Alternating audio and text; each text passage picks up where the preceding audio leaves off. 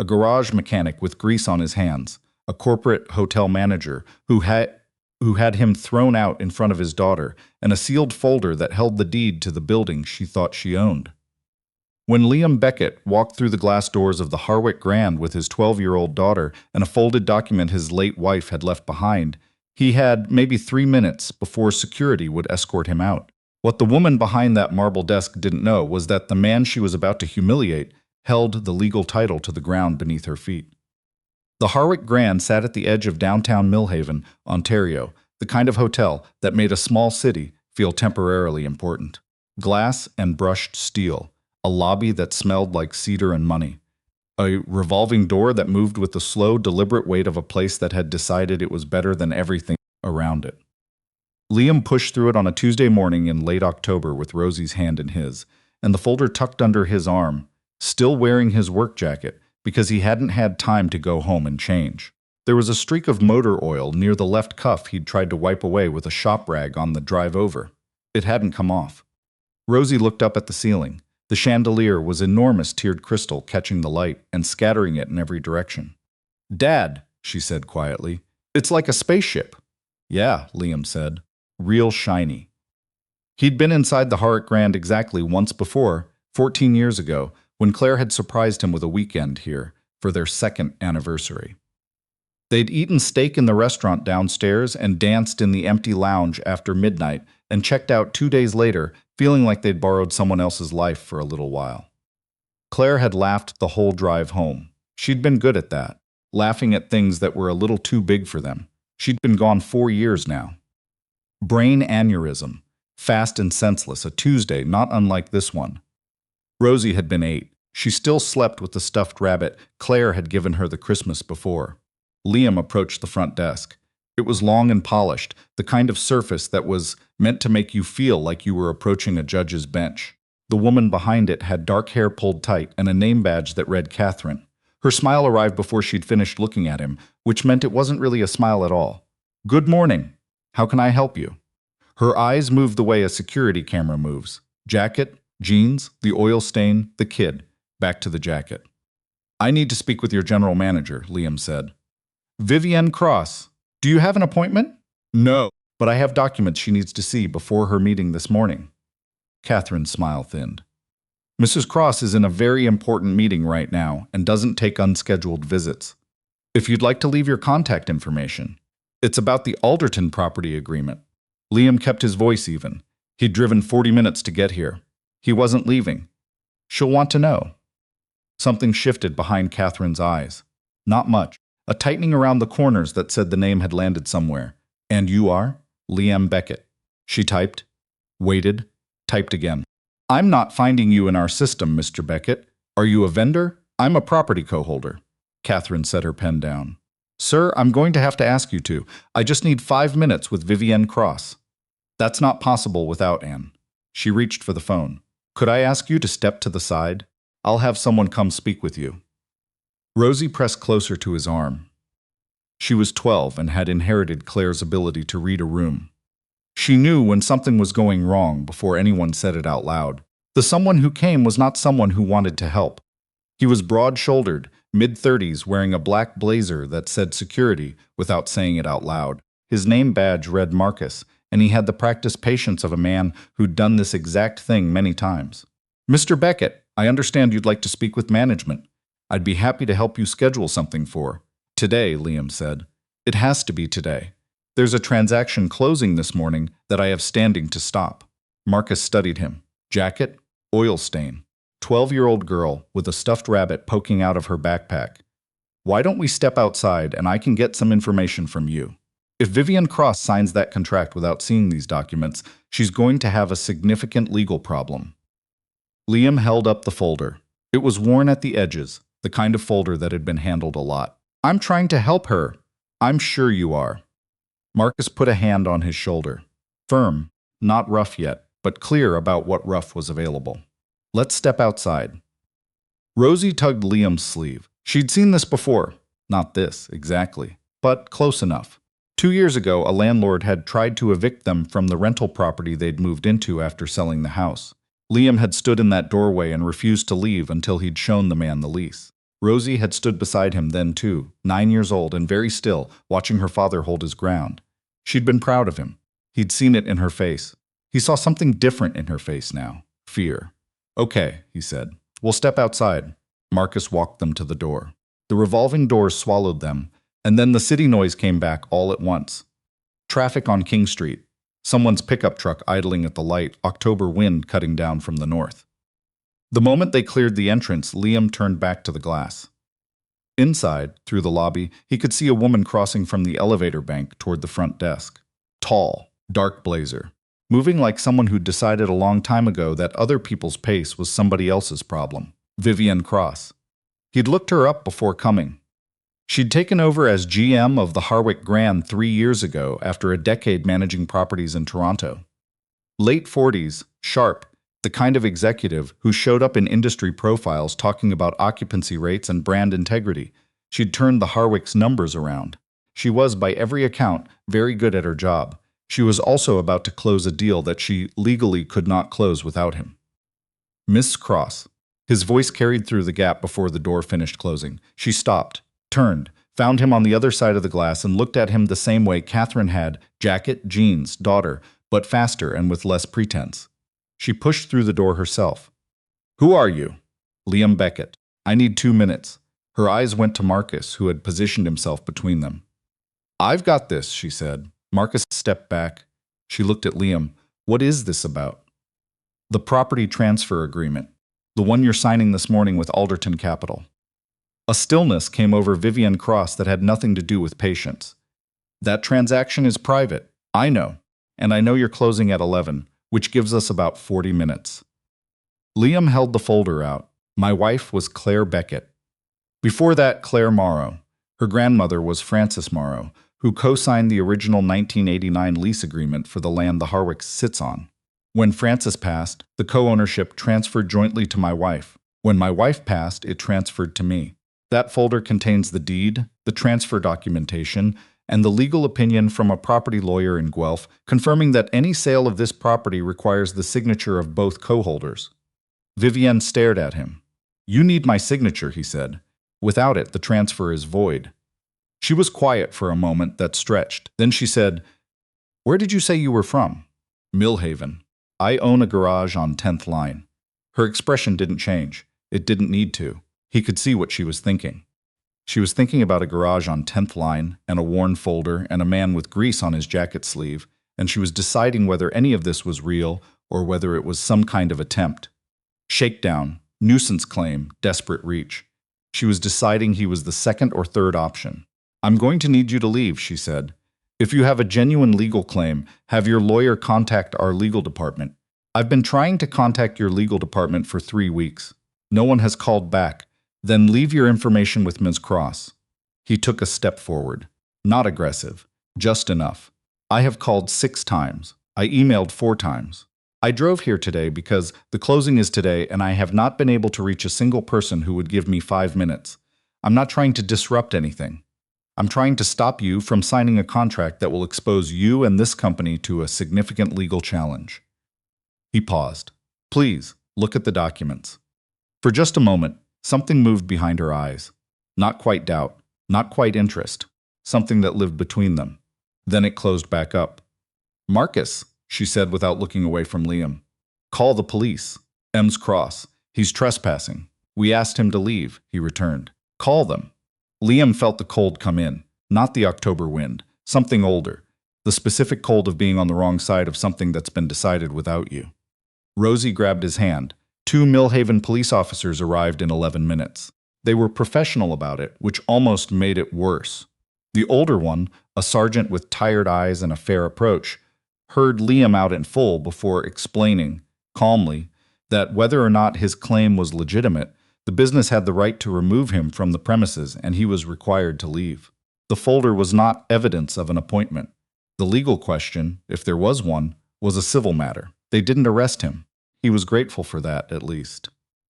Rosie had been watching from the side of the entrance where Marcus had directed her, and she was doing the thing Claire used to do, standing very straight and very still, and not letting anything show on her face.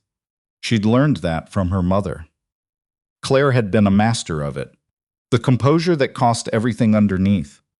Liam crouched down to her level on the sidewalk when it was over. "We're okay," he said. "I know," she said, which was not the same as believing it. "You want to go get a hot chocolate while I figure out next steps?" She looked at the hotel doors. Did she not believe you? She didn't want to believe me. That's different. Rosie thought about this. Is there someone who can make her? As it turned out, yes. Her name was Patricia Ing, and Liam had found her 3 weeks ago when he'd first uncovered the deed among Claire's things. He'd been going through the last of the storage boxes he'd never been able to face, the ones from Claire's parents' house after her mother passed. And there it was, tucked inside a manila envelope between old Christmas cards and a certificate from a piano recital Claire had won at age 9. The deed to the Harwick Grand land. Francis Morrow's name, Claire's name, and a legal notation that said co-ownership rights passed to surviving spouse upon death of holder. He'd taken it to Patricia Eng, who specialized in property law out of a small office above a bakery in Guelph. She was 50-something, straightforward, and allergic to uncertainty. She read the documents twice, cross-referenced the county land registry, and looked up over her glasses with an expression he'd come to recognize as cautious excitement. "This is legitimate," she'd said. "Are you sure?" "I'm never sure until a judge confirms it, but yes, this appears to be a valid co-ownership claim." The Harwick Grand was built on land leased jointly by the Harwick Group and Francis Morrow in 1989. The lease has since converted to a title deed through a 2004 agreement that the Harwick Group apparently failed to properly review before signing. She set the documents down. They gave away co-ownership rights in exchange for a favorable lease extension, and I don't think they noticed. How is that possible? Because it was buried in Schedule C of a 40-page agreement, and whoever signed it wasn't paying attention. Patricia had removed her glasses and set them on the desk. "Mr. Beckett, your wife owned a 30% interest in the land that the Harwick Grand sits on. That interest is now yours, and if they're selling the property, they need your signature." He'd tried to tell them. 6 calls, 4 emails, 2 registered letters, nothing. Patricia met him outside the coffee shop down the block from the Harwick Grand at 10:15. She had her briefcase and the expression of someone who'd seen this exact situation before and found it mildly infuriating. "Tell me what happened," she said. He told her. She listened without interrupting. When he finished, she said, "Did she look at the documents?" "No." "Good." She said this in the way people say good when they mean exactly as I expected, and now we proceed. She pulled out her phone and made a call. 3 minutes later, she had confirmation that the emergency injunction she'd prepared the day before, on the possibility that they would need it, had just been filed with the Superior Court of Ontario. "The transaction cannot close," she told him. "The moment they attempt to register the transfer, it will be flagged. They'll know within the hour, probably faster." "And then what?" "Then we wait for them to call us." She looked at him over the rim of her coffee cup. "They will call." They called at 11:47. Liam and Rosie were still in the coffee shop. Rosie was drawing in the notebook she carried everywhere. Elaborate, detailed drawings of mechanical things she'd absorbed from years of watching her father work.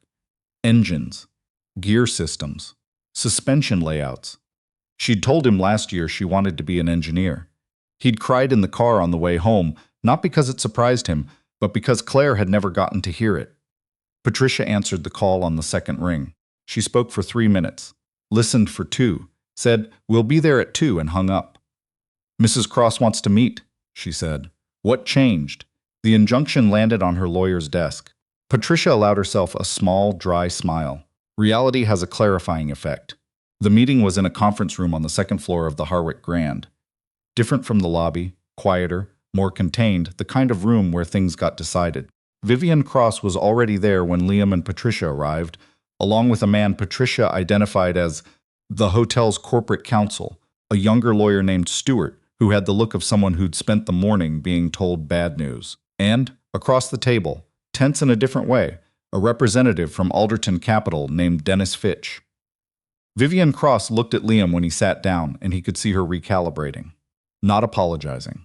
Recalibrating. Deciding what kind of problem this was and whether it could still be managed. "Mr. Beckett," she said, "I understand you have a property claim. I do. We were not made aware of any co-ownership interest. I tried to make you aware. 6 times. Something moved across her face. Not guilt, exactly. something adjacent to it. Our legal team receives a significant volume of M's. Cross. Patricia set a copy of the land registry documents on the table. My client holds a 30% co-ownership interest in this property, validly transferred and registered. That interest predates the current proposed sale by 3 decades. The transaction you were planning to close this morning is void without his written consent. We're not here to litigate that point. It's settled. She slid the documents toward the corporate counsel. What we're here to discuss is how we proceed. Dennis Fitch from Alderton Capital had been reading the documents for the past 90 seconds with the focused energy of a man doing math he didn't like. He looked up. How long has this co-ownership been registered? Since 2004, Patricia said. When your due diligence team reviewed the title, it should have been flagged. Fitch looked at Stewart. Stewart looked at the table. Vivian Cross said nothing for a long moment. She was staring at the land registry document with an expression Liam had seen in garages. The expression of someone who'd just opened an engine and found something broken that should have been caught much earlier and now couldn't be uncaught. How did we miss this? She said quietly. Not to anyone in particular. The 2004 schedule was filed in a secondary registry under the original lease number, Stewart said. It should have been cross-referenced, but it wasn't. Vivian set the document down. She looked at Liam. What do you want? He'd been waiting for this question. He'd thought about it on the drive over, while Rosie drew in her notebook, while Patricia made her phone call, while they sat in the coffee shop and waited. He'd thought about what Claire would have said. Claire had been practical and clear-eyed, and had a gift for seeing through to the thing that actually mattered. I don't want to stop the sale, he said. Vivian blinked. I want it done right. The property is being sold at assessed value, which your prospective buyer plans to redevelop. I've looked at Alderton's portfolio. They build mixed-use commercial. Whatever they're building here, it's going to change this part of Millhaven significantly. That's the prerogative of the new owner, Vivian said. Within limits. Liam folded his hands on the table. My wife's grandmother signed the original 1989 lease because the Harwick Group agreed to include a community benefit clause.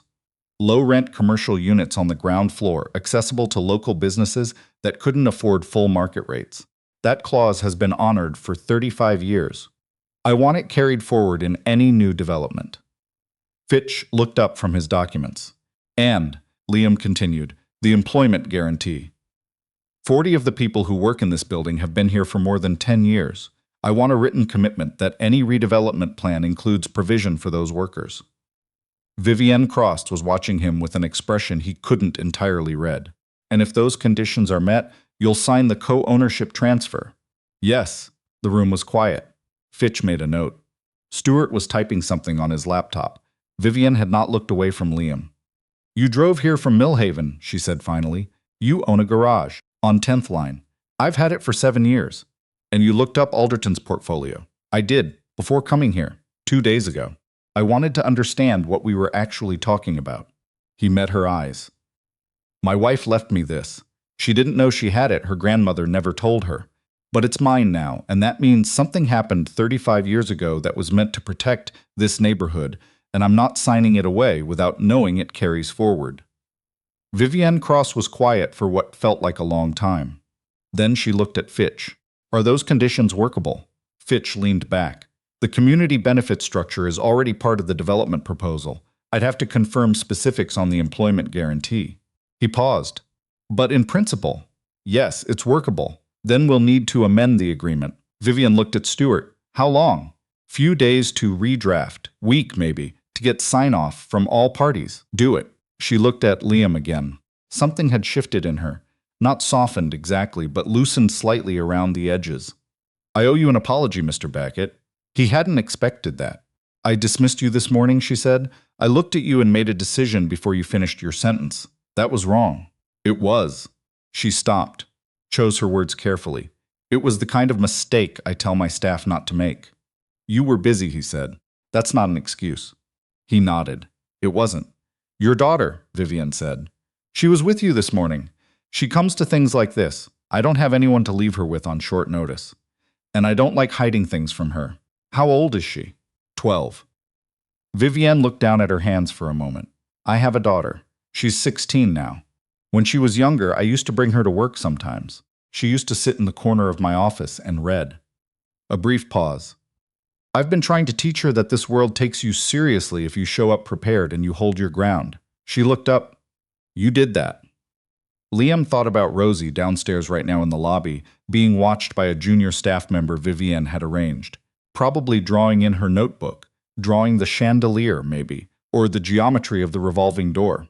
Her mother was better at it than I am, he said. Vivienne nodded once, the kind of nod that understood without asking. The meeting wrapped up an hour later. Patricia and Stuart exchanged contact information. Fitch shook Liam's hand with the slightly stiff formality of someone who was surprised to be doing so. Vivienne walked them to the elevator herself. In the hallway, before the elevator arrived, she said, "Can I ask you something?" "Sure. Why come in person?" "If you had legal documentation, you could have just let your lawyer file the injunction and waited for us to call you." Liam pressed the elevator button, because I knew if I waited, you might close anyway, and then we'd be in litigation for a year. And I knew that if I could get in front of you and you'd just look at the documents, you'd see what I saw. He paused. I was hoping to save us both the long version. Vivienne almost smiled. It wasn't unfriendly. You were right. Not in time to avoid the police being called. No. A brief, dry beat. Not in time for that. The elevator arrived. Liam stepped in. Vivienne held the door for a moment. The community benefit units, she said. Frances Morrow negotiated those in 1989. So the documentation indicates. Smart woman. She had a hardware store on the main floor here for 22 years. Liam said. One of the originals. My wife used to visit her there when she was a kid. He looked at the floor indicator. I think she'd have liked knowing it carried forward. The door closed. Rosie was sitting in a lobby chair drawing when he came out of the elevator. She looked up immediately and read him the way she always did. The same instinct Claire had, the ability to take a reading from posture and pace and the set of his jaw. Good or bad? She asked. Good, he said. I think. We'll know more in a week. She closed her notebook. Did the lady apologize? She did. Rosie considered this. Was it a real one or a sorry if you were offended one? He thought about Vivienne Cross in that hallway, choosing her words carefully, saying that was wrong without qualification. Real one, he said. Rosie nodded, satisfied. Okay. They walked out through the revolving doors. The October afternoon had gotten sharper while they were inside. The maple trees along King Street were past peak, the last of the red orange still hanging on, and there was wood smoke somewhere in the cold air from someone's fireplace. Can we get lunch before we drive back? Rosie asked. Yeah, what do you want? Oh, there's a place on Wellington. They walked. Rosie took his hand, which she only did sometimes now. She was 12, and trying to calibrate which moments called for it and which ones didn't. He didn't draw attention to it. Dad, she said after a block. Yeah. Did you know Mom had that deed thing? No. I found it in the boxes from Grandma's house. She didn't know either? I don't think so. Her grandmother never told her. Rosie was quiet for a half block. That's kind of strange. Why wouldn't she tell her? I don't know. Maybe she thought it wasn't important. Maybe she planned to eventually and ran out of time. He thought about Frances Morrow, a woman he'd never met, who'd run a hardware store on the main floor of a hotel building for 22 years and apparently negotiated better terms than anyone had noticed.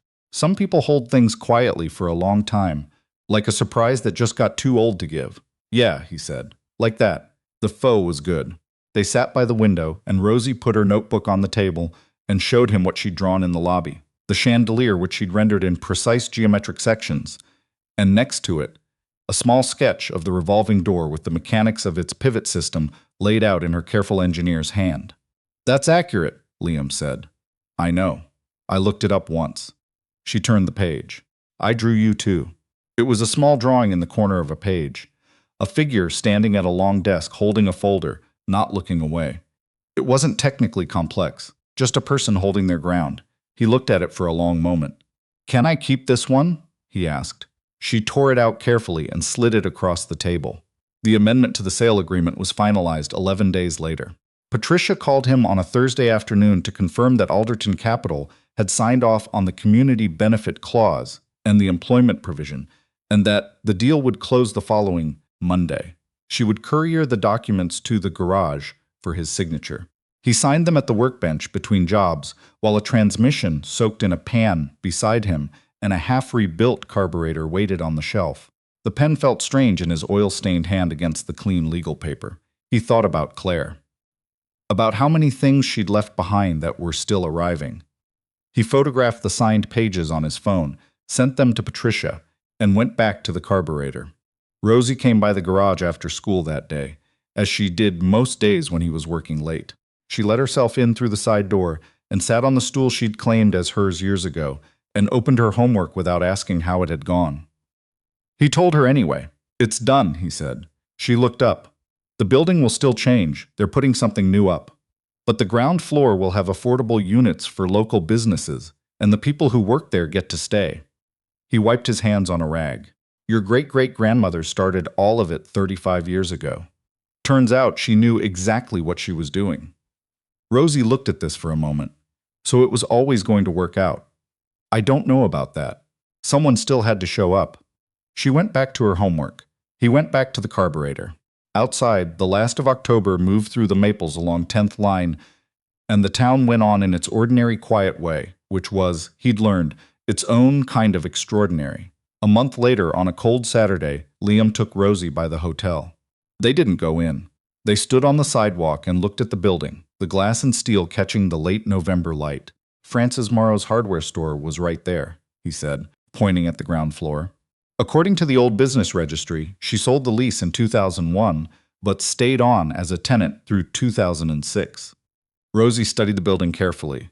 What kind of hardware store? General. Tools, fasteners, that kind of thing. She nodded, factoring this in.